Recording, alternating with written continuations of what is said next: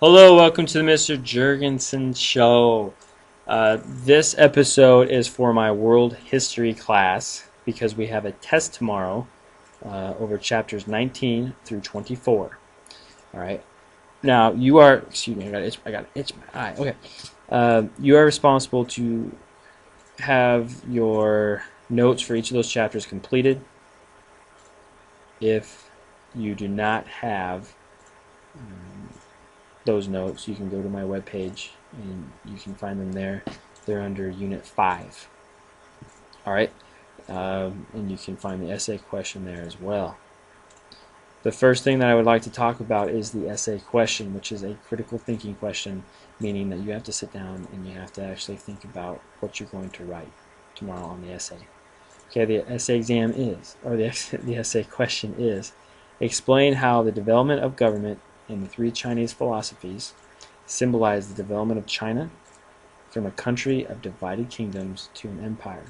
Now, several comparisons that students made, and one was the comparison of ancient China before it became an empire to Mesopotamia. Now, in ancient China, there were several clans, divided clans that consisted of families and friends that would live in this village together and acquire like a large piece of land. As Mesopotamia, there were city-states. Okay, so there's a comparison of something else that we talked about. Now, the first dynasty that unified a lot of those individual clans was the Shang dynasty. Okay, now in the essay you can talk about the form of government the Shang dynasty had, which was the king was at the top of the totem pole. Okay, he was at the top. He was the most powerful person in the Shang dynasty government. Now below him were his family, were merchants, craftsmen, farmers, and slaves. Soldiers were also thrown in there as well, but make sure you can add that social class. Now, what the Shang dynasty did, the king of the Shang dynasty, he split up his empire, or not his empire, but his land into several different regions. Each region was controlled by a noble that he appointed, usually a family member, and they would pretty much represent the king in that region. All right. Now, this didn't work out. The Shang dynasty did not last a super long time because the government just couldn't control the people. All right. Also, following the Shang dynasty, talk about the Zhang dynasty. Now, this is the dynasty where they came into power using military strength, as always, most of the time. You know, a dynasty acquires strength through military arms. But their government just could not control the people, and eventually the dynasty collapses, and individual clans or city-states, they start fighting against each other for power. Okay, it's just an era of mass chaos.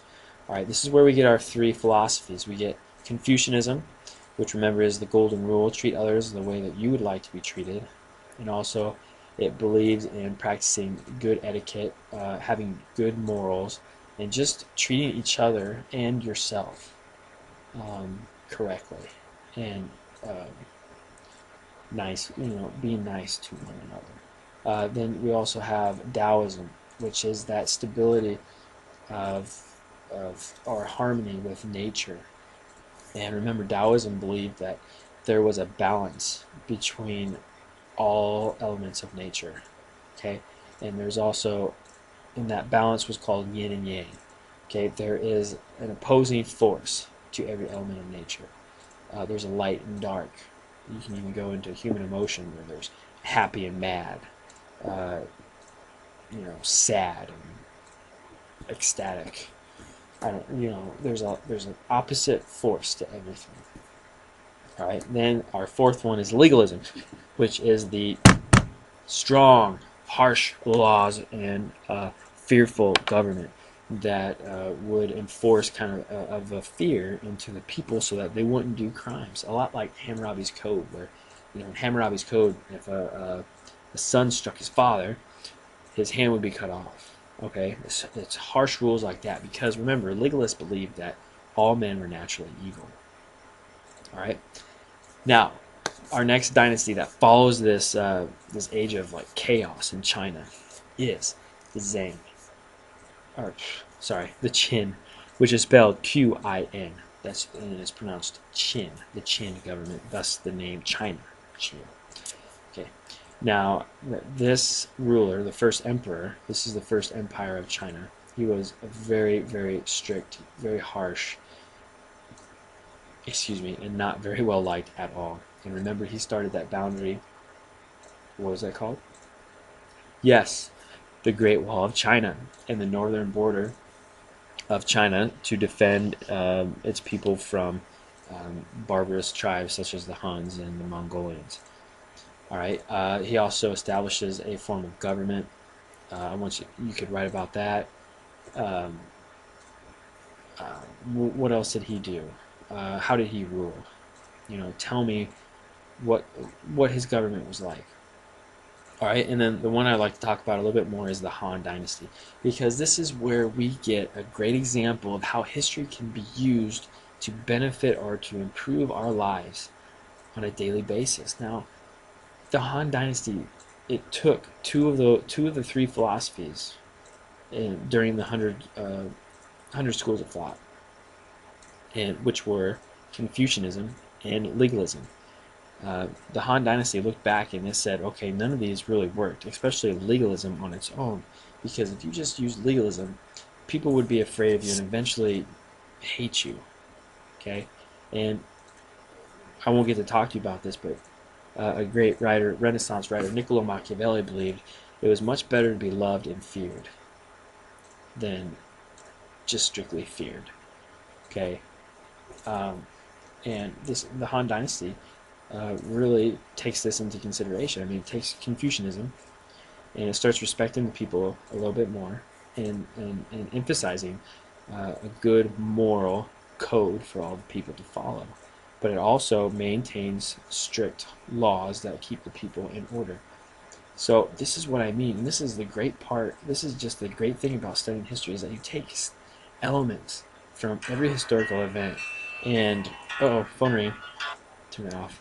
You take elements from history and you figure out ways to incorporate it into your daily life, and you can become a better person by studying history. I mean, I'm not saying that I am, or anybody is like a completely the best person, but we can just continually throughout our lives improve ourselves because we study history, and that's what the Han Dynasty did. In your essay, you can talk about, you know, the government of the Han Dynasty. What did they do? What did they emphasize on? And everything like that. And I always say everything like that. Okay, so think about that. Think about your essay. Don't forget, throw something in about the Silk Road and how trade actually benefits the country. All right, so the main goal is to realize that once an empire establishes a good form of government, it paves the way for scientific innovation, medicine, education, writing, art. All right, and that's what you need to get out of this. And I think my voice is starting to, the camera's going to move. So study hard, work on your essay, and I will see you all tomorrow. I wish you the best of luck, and I hope this helps you somewhat. I know I'm babbling on and on.